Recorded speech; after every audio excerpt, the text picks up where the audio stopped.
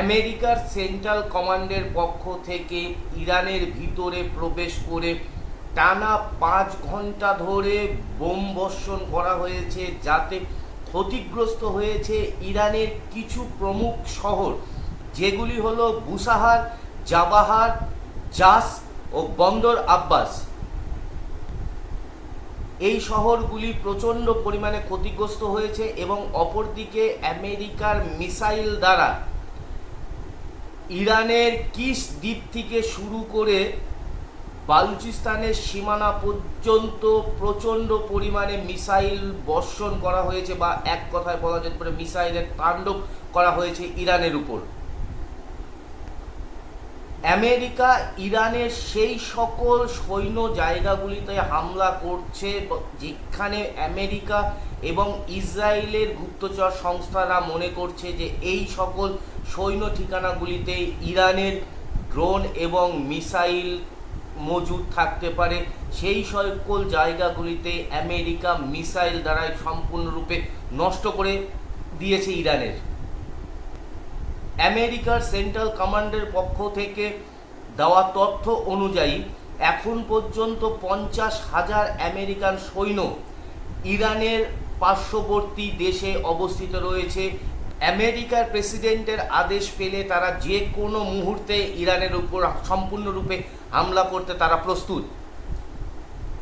America এই টানা 3 দিন ধরে ইরানের উপর যেভাবে বোমা বর্ষণ বা এক কথায় বলা যেতে পারে বারুদের তাণ্ডব চালিয়েছে, এর পেছনে মূল যে কারণটি বলা হচ্ছে সেটি হচ্ছে ইরানের পক্ষ থেকে UAE-র দুটো তৈলবাহী জাহাজের ওপর ইরানের পক্ষ থেকে ক্রুজ মিসাইল দ্বারা হামলা করা হয় এবং সেই তৈলবাহী জাহাজে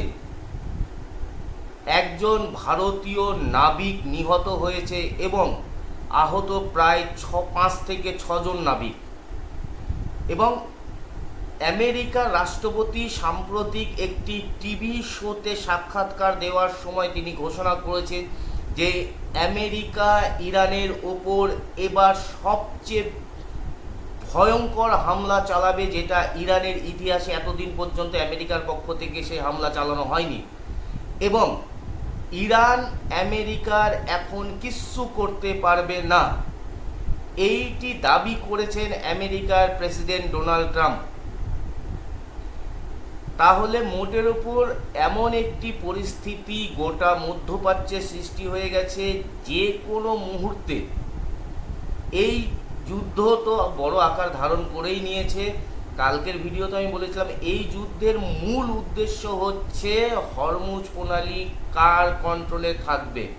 এবং আর একটা জিনিস জানিয়ে রাখি, হরমুজ প্রণালী যারই কন্ট্রোলে থাকুক, এর পরে থেকে বা এই যুদ্ধের পরে এই হরমুজ প্রণালীর মাধ্যম দিয়ে যে সকল তৈলবাহী জাহাজরা যাতায়াত করবে, সেটা যে দেশেরই হোক, সেই তৈলবাহী জাহাজকে হরমুজ প্রণালী পার করতে গেলে টোল ট্যাক্স দিতে হবে। সেটা আমেরিকাও হতে পারে বা ইরানকেও হতে পারে।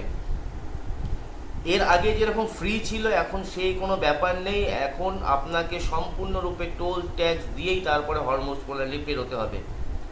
এই হরমুজ প্রণালীকে কেন্দ্র করেই কিন্তু এই ইরান এবং আমেরিকার আবার নতুন করে সংঘর্ষ। এরপরে আমেরিকার পক্ষ থেকে দাবি করা হচ্ছে যে ইরান নাকি তাদের ইউরেনিয়াম এনরিচমেন্ট সম্পূর্ণরূপে বন্ধ করেনি।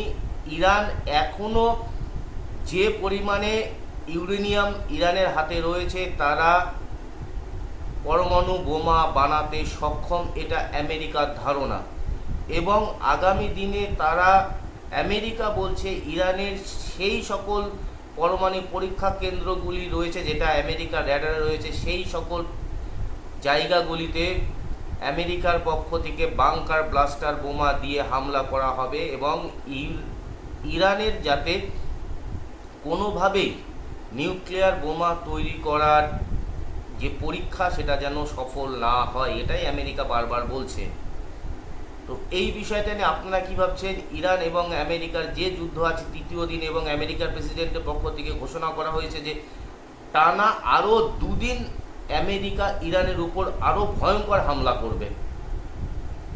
তো তো এই সম্পূর্ণ মধ্যপ্রাচ্যের এই যুদ্ধের বিষয়টা নিয়ে আপনারা কী ভাবছেন অবশ্যই কমেন্টসে লিখে জানাবেন। আর যদি আমাদের ভিডিওটি ভালো লেগে থাকে তাহলে অবশ্যই চ্যানেলটিকে সাবস্ক্রাইব করে আমাদের সঙ্গে থাকবেন। সকলে ভালো থাকুন, সুস্থ থাকুন।